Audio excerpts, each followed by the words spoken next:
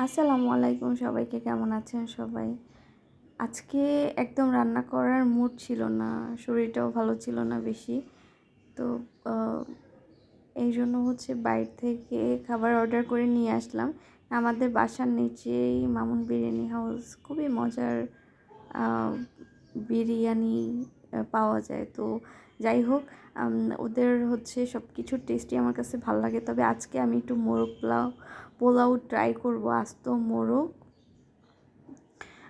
এবং পোলাও। আর আমি ডিম ভুনা করে নিয়েছিলাম। আমরা বাসায় তিনজনের জন্যই। আর এই যে আমি এখন সার্ভ করে নিচ্ছি। অ্যান্ড সুন্দর করে আমি প্লেটে তুলে নিলাম আস্ত মুরগিটাকে। আর এখানে আলু বোখারা আর চাটনি দিয়েছে। তো 3টা আলু বোখারার চাটনি এবং 3 জনের সমপরিমাণ পোলাও এবং একটা আস্ত মুরগি। তো দাম মনে হয় এখানে 400 টাকা ছিল বা 450। যাই হোক, ইয়াম ছিল টুডলস।